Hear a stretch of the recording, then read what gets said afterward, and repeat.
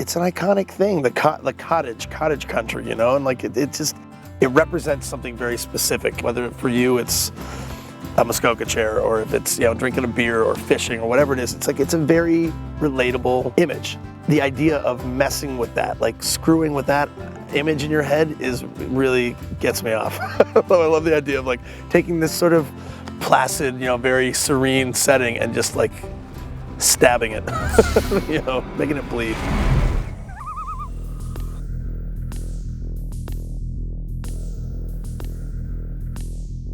I'd gotten the wrong impression, I think, of the first 10 pages. You know, I was like, oh, it's a comedy about, like a dark comedy about this guy who goes to the cottage, but it just kept building and building and getting weirder and weirder. So what do you want to do? You want to just dump his body in the lake just like that? Well, Cuddle Bum, we can't do that either. Why not? Because a person of the Jewish persuasion needs to be buried in the ground. That's God's law. That is God's law, Cammy. That's not mine.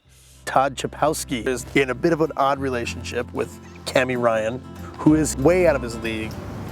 I have a feeling that this is going to be our best trip to the cottage ever. She is sort of an A-type, and she will go to any length to get what she wants. And if you mess with her plan or you are not doing what she wants you to be doing, she might just kill you. You can't be mad at me when you're the one who hit her with the frying pan. Well, I wouldn't have had to if you'd stuck to the plan. You had a plan. I know, as if you have any idea how hard it is to kill a human being. Fine.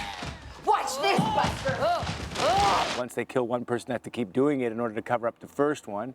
And so they are the Macbeths, in a way, and it's sort of it's a domestic comedy about the Macbeths. A horrible thing happened, but you didn't mean for it to happen, right? And you can grieve for your brother in your own way, but don't throw yourself under the bus for it. We don't need to die, do we? The cover-up is what causes all the complications. That pact that they make, that's the Macbeth pact, you know. Okay. That's when then they have no choice. Put the ring back in your pocket. We're gonna make it look like Salinger and what we're never here. He is truly wrong for this kind of thing. He is not able to keep a cool head. And the whole movie, he just says, I'm not the type of guy that does this. How you doing? I can't handle it, Cammy. I can't. Okay. They need to leave. They have to get out of here. I need some peace and quiet. Yes. I haven't had one darn moment. Okay, I need some peace and quiet. We were fortunate to have a script that could attract good talent. And talent like Malin Ackerman and Tyler Labine immediately were drawn to the material and ultimately agreed to do our movie because they love the script so much. You're going to tell him to leave. I said I would. Because I love you, but sometimes you're not very assertive. I promise I will ask him to leave. No, you're not going to ask him. You're going to tell him. Tyler Labine is really able to do anything, it seems like. He's able to be totally moving, absolutely hilarious, goofy. He can do almost anything, and it looks somehow dignified. He's so committed and he's so good at nuances. We were so excited when we both felt that we had a similar way of working because we're feeling it, you know, so it's been amazing to work with him. He's such a gem. You did a really difficult thing. Really manly thing. And I'm gonna stick by you through it all. You're gonna wait for me. What do you mean, wait for you? The Cammy character is a complex character. When you first meet her, yes, she's likable. She's a woman who has desires that everyone has. But Cammy will go to extremes to keep her ideal of a perfect life. It's not straight comedy, and I never wanted it to become farcical. I wanted it to be based in some sort of a reality. She is able to play the nastiness of her character with a warm look and a smile and a calm voice the whole time. It's all happening. You really get a lot back from her, and I think that's a really important thing to have. You have to have someone who can really push and can be pushed, you know. It's been a journey in trying to figure out when am I manipulating, when am I being true, there's so many different layers, and it's been fun, but it's been really challenging, which is great, which is what you want, you know. This was just luck. It's an insane cast. We have, like in terms of literally, like, I don't know it's just that they're very four unusual screen presences that we have.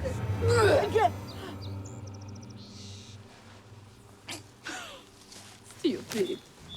Masha is a rather moody, dark creature, and she's sort of hypersexual and sort of somewhat eccentric. So I really worked on finding her voice. You must use plenty horseradish. What? Horseradish. I think she's from Mashaland. It's a sort of amalgamate. I listened to a little bit of Polish, I listened to a little bit of Ukrainian. I was trying to do a Russian accent, but it's her own odd Eastern European accent. I'm boring.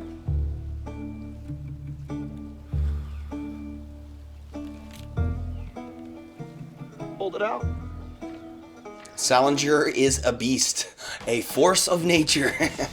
Comes into any environment, whirls with a bunch of stuff, and smashes the guts out. You kind of love him and hate him all in one, just because he's so out there. He's so out there. He just says what he wants. He doesn't care what people think. I fist fuck life with a nuclear-powered pneumatic fuck hammer for 60, 70 hours a week. So, who's the douchebag? When Daniel came in, he was Salinger. That's who he was. That's who he brought to the audition. He blew us away. There's never a false moment with him, which I love. He won't let anything come out when it's not ready. If it's not ready, he'll come up with a different way to say it. He's very real. You got me right in the fucking eye, Todd. Good. Really fucking hurt, Todd. Good. I hate you. Believe me, Todd, our lead character, is not unprepared to spend any time with his brother and his girlfriend. They're awful. They're just fully awful people. What the heck are you doing? Well, there's a lot going on for Todd. I mean, he's repressing everything. He's trying to not act guilty. He wants to get married.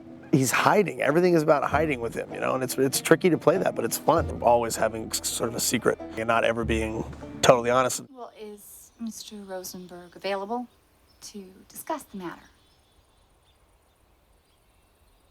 Dove? I partied really hard last night. Dove! The plan is that they get married on an island at a perfect time of a perfect day with the perfect ring. She reminds me of all the great villains where she's always complimenting his cleverness after she subtly manipulates him into doing exactly what she wants. Now, is that part of the plan? No. No, it's not. So be a good boyfriend and go get the axe. Okay. The script is funny, black comedy. The secret of making black comedies work is that you approach it with a sense of reality.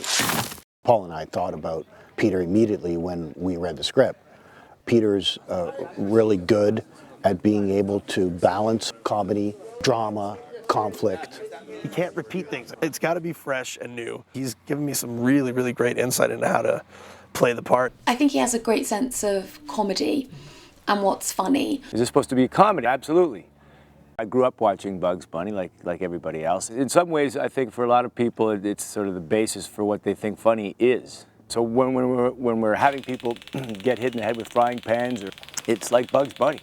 Another thing that's coming into it, another reference is Group of Sevens. That's why we made sure the canoe was red, and we made sure, the Tom Thompson, this Ontario landscape, which doesn't look like anything else. This Canadian Shield, this autumn time of year, for people who have spent any time around here, it'll be hauntingly familiar.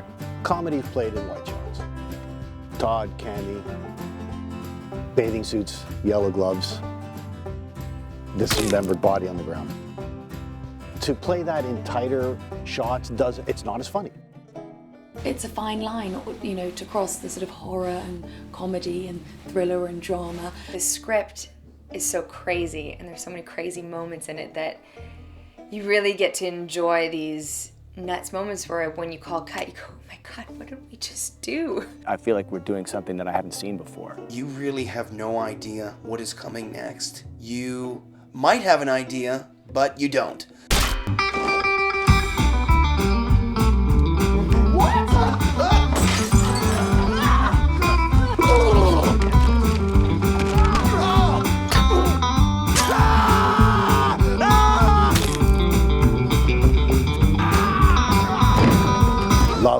deceit, murder.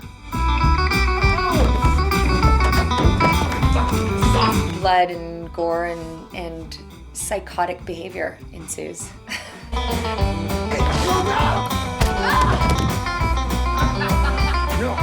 Oh, jeez, Liz.